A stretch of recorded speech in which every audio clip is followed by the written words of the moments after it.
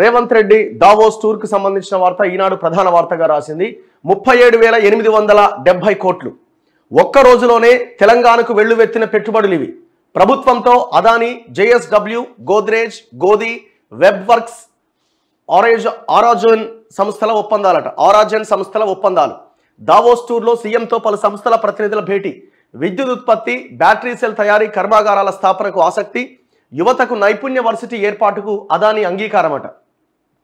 ఒప్పంద పత్రాలతో Adani group chairman Gautam Adani, CM Revanth Reddy, చిత్రంలో జయేష్ రంజన్, మంత్రి శ్రీధర్ బాబు తదితరులు. మళ్ళా ఆయనే పక్కన పెట్టుకున్నారు. దీని గురించి మనం మాట్లాడాలి. నిన్న కూడా నేను సపరేట్గా ఒక వీడియో కూడా చేయడం జరిగింది దీని గురించి. ఓరిన జయేష్ రంజన్ గురించి.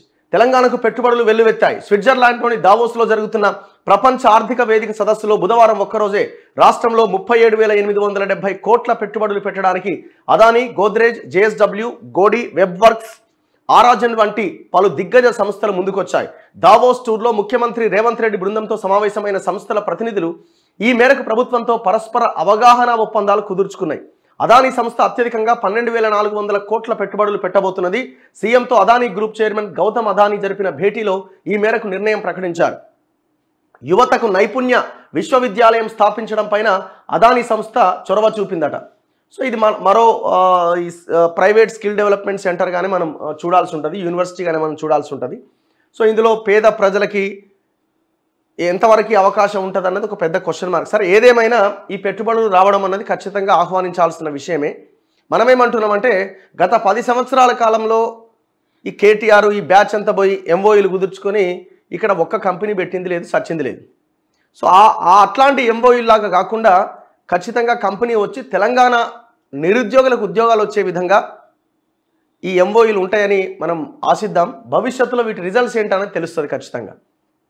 ఎందుకంటే గత 10 ఇయర్స్గా వాళ్ళకి భూములు ఎట్లు ఇవ్వాలా, ఏ ఫేక్ కంపెనీలు ఉన్నాయి, ఎట్లాంటి బినామీ కంపెనీలు ఉన్నాయి, వీటిని ఇక్కడికి తీసుకొచ్చే ప్రయత్నం చేస్తున్నామని ఎంఓఈలు కుదుర్చుకొని వాళ్ళకి భూములు కట్టబెట్టి చాలా దర్జాగా ఓపెన్ దందా చేశారు కేటీఆర్, ఈ జయేష్ రంజన్ వీళ్ళంతా కలిసి. సో ఈసారి అట్లా ఉండొద్దని మనం కోరుకుందాం. అండ్ ఇంకొకటి, రేవంత్ రెడ్డి గారిని ట్రోల్ చేస్తున్నారు. ఆయన మాట్లాడుతున్న ఇంగ్లీషు భాష మీద ట్రోల్ చేస్తూ ఉన్నారు. ఇప్పుడు ఆ ఇంగ్లీషు భాష మీదనే ట్రోల్ చేస్తున్నారు కదా, మరి మీరు 10 సంవత్సరాలుగా ఏం చేసిరని ఇటు కేటీఆర్ ఇటు రేవంత్ రెడ్డి వీడియోలు పెట్టి కేటీఆర్తో కంపేర్ చేసి ఏముంది కేటీఆర్ దగ్గర, ఏముంది ఆయన దగ్గర? అంటే ఇంగ్లీష్ 4 ముక్కలు మాట్లాడంగానే అయిపోయిందా? 4 ముక్కలు ఇంగ్లీష్ మాట్లాడంగానే నీకు పెద్దోడు అయిపోయిందా?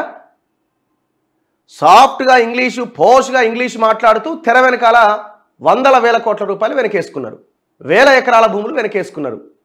ఇది కావాలనా, లేకపోతే మనసులో చిత్తశుద్ధి ఉండి పెట్టుబడులు తీసుకురావాలి, రాష్ట్రాన్ని బాగు చేయాలన్న ఆలోచన ఉండాలనా? ఏమైంది? ఒక దగ్గర తడబడింది అనుకుందాం. సో ఏమైంది? మెసేజ్ని కన్వే చేసినమా లేదా అన్నది ఇంపార్టెంట్ కదా. మెసేజ్ కన్వే అయిందా లేదా అన్నది ఇంపార్టెంట్. ఇప్పుడు నీకు ఏమైంది ఆడ? ఇప్పుడు ఈయన పోష్గా మాట్లాడగానే మొత్తం కేటీఆర్ ఇంగ్లీష్ బాగా మాట్లాడుతున్నాని వెల్లువల పెట్టుబడులు వచ్చి మొత్తం కంపెనీలను నిండిపోయినాయి అని తెలంగాణలో. దొంగలు ఉన్న తెలివిని మొత్తం దందాలకి, దోపిడీలకు వాడిరు. ఇప్పుడు ఇంకొకరు పని చేస్తూ ఉంటే వాళ్ళని ట్రోల్ చేస్తూ ఉన్నారు.